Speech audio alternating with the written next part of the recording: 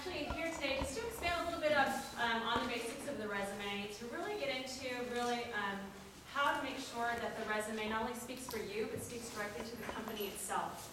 It's really imperative to make sure that it's not just a basis of what I have done on the job or what I am, what my roles and responsibilities are.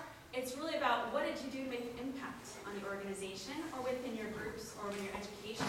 To speak directly to your recruiter to gain an attention for a manager, a hiring manager, or a recruiter, it's imperative to show your value, to show what you've done, to show proven results. And those are done in the accomplishment sections within the resume. Also, I'll be talking about designing a summary statement to ensure that it also speaks directly to those keywords, assets, things, and strong points in which you'd like to convey as your initial message to gain the attention of the hiring manager or recruiter. So just these quick objectives, just making sure we can get some things set across. Again, it's really making sure the accomplishment statements support those skills that are being targeted on the resume. So again, there's a targeted type of situation. If there's a company you're interested in, you always want to make sure that anything you're speaking to in that organization, make sure that it's directed to them. I know that was talked about, you don't want to put things on your resume that don't speak directly to the corporation or the company of interest. You want to make sure that those skills are conveyed in what you've done that they would be interested in. Also, write a resume that gains their attention. You want to make sure that it generates results. And we'll also go through and make sure that that summary statement is quite powerful. Yes? I hope everybody is understanding this particular point, right? What she's saying is, wherever you are applying, basically look at what they are looking for, and then basically, your resume should not be copy paste anywhere all the time.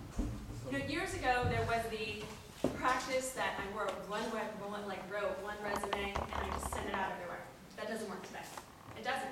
And you really need to make sure that it speaks directly to the company itself. Their interest when they read your resume needs to speak to the position at hand, or to really convey those skills that they would be interested in, not only in the current position you might be interviewing for, but also for future opportunities. You need to make sure that's completely conveyed. So, the resume itself, it not only, it serves, also make sure that it's generally 2 pages at length. We had already talked about that. You really want to make sure, because you only do literally have a few seconds. Anybody's looking at your resume. 10 to 15 seconds is really the max. So it's a big skim. And so you need to gain my attention as a recruiter or a hiring manager immediately. And so if it takes me half the page to find out what position you're applying for and any of those key skill sets that are on my position, I'm not going to be looking at you any further. It's got to be very direct. So also, make sure you create a positive snapshot in the mind of the reader. So everything, again, needs to be directed towards a position. Establish the foundation. It all really helps with the interviewing, the networking, the negotiation piece. Interviewing, when you're talking about accomplishments, things that you've done on the job, when you're going through the interview phase, it's a really good key aspect to follow off of. A lot of people feel nervous when they go into interviews, and they feel quite, tense about the situation. The accomplishment statements, the conveying of the past skill sets are very easy topics to talk off of. Easy things you can lead off of on the resume itself. So when you're talking and engaging, and actually an interviewer is talking to you, it's very easy to follow on the resume. Tell me a little bit more about this. Tell me a little bit more about this. And you can also go into further discussion on that, which is an easier way to help prepare for the interview process. Your resume is also the point that is it's the one piece that is going to follow you all the way from interview all the way to hire. It's also great into the piece of the negotiation point, because those are proven results on paper showing what you can do on the job and how you can hit the ground running because of past experiences. So it's very important to make sure that you show that you're the right candidate for the job for what you can do and what you've done in the past. So you always want to make sure that it's not only relevant to you, but it's also relevant to the reader. So again, not only we talked about skills and knowledge are important, accomplishments are very big both for you and for the reader itself. Personal vision, you want to make sure you're conveying, most in the summary statement, your personal vision, what type of position you want to go through keywords and listings to what the employer would also be interested in. So, accomplishment. Accomplishment identifications. Why should your resume be accomplishment-based? Again, I want to make sure we reiterate, it's proven results, it's proven skill sets. It is not, not just telling me that I have, 5 years of developing resumes.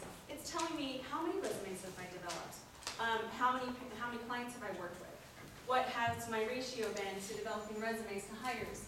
Maybe it's if you're technical expertise and you're designing software programs, how did that software program make an impact on the organization, as opposed to just telling me you have experience on that program?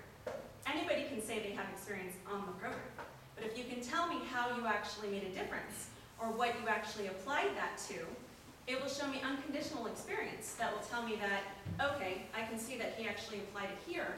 Let me talk to him further about that. Okay?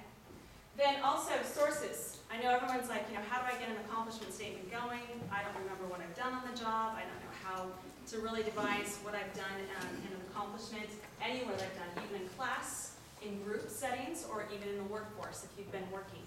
Things to consider when actually going after accomplishments. Talking to professors. Also, if you've been working, you might have received reviews, which give commentary from your manager to talk about what you've done and what you've made an impact on the organization. Talking with colleagues, classmates. A lot of times, we don't think of ourselves as accomplishing anything. We just did our job. We just did it. We don't really think about what, that we did anything special. A lot of the times, it's a kind of a common fact that the person sitting next to you, your colleague, actually notices what you do more than they notice what they do. So it's a really good piece to talking with people, kind of trying to come up with and remember past experiences and projects that you worked with and impact. Also to start getting your mind thinking about, what did I do individually? What did I do? How did I make an impact? A lot of the times through your career, you're going to be working in groups. You're going to be working with tons of engineers. You might be working with a lot of IT professionals. And you're going to be working in a group setting. Recognize your impact. They keep you there for a reason. You have a lot of brainstorming ideas. You have some uniqueness that offers that team. Remember those. Write those down. Keep track of those. This is not only for building today, but this is for the rest of your career. This should be going on about what have I accomplished within a team setting or as an individual. Okay? So questions to ask yourself, not only when you're networking or talking to people about the accomplishments I've accomplished, but also thinking outside the box. Did I manage a project? Did I create or introduce a new product line? If you're on the sales side, did I increase revenue? Personal team, company-wide productivity. Again, it's that team atmosphere. What did I do? Did I receive any awards? Did I facilitate any change initiatives?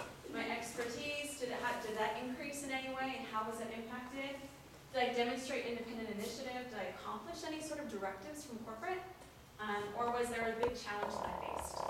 So there are plenty of things to ask yourself. Again, there's a lot of resources, but think of this not only for today, like I said, for the rest of your career. So there is a methodology behind the madness of creating an accomplishment statement. And it's just, you're not expected to know how to write one immediately. So what I've comprised is a way, really some methodology. Being a grad student, there's a lot of different methodologies in business. And there's one where you really have to devise thinking through the process to ensure that you're communicating effectively to the employer itself. So there is a PAR methodology. And so the way that the PAR methodology works is really thinking through your experiences on the job or within school. Think about a problem, a project, or some sort of objective, a performance objective that you were given tasks to. And then writing down what that task was. And then think through the action. What action did you take personally in order to get this accomplished? What did you do in order to help this make a success? And then also going through for the results. What were the results behind it? What came through with that? Were there any quantitative measures that were succeeded through this? Or was it that there was notoriety because of it? What were things that were accomplished within the whole session then? So by writing these down in different levels, if you will, making sure that you kind of think through the process will help you get to the accomplishment statement, the one sentence or maybe two sentences that will be on the resume itself. So it's not an overnight type situation. You should expect to just write accomplishment after accomplishment. It's a development process, and so you need to get your mind trained on how to write this. So just let me give you a sample itself, just so that you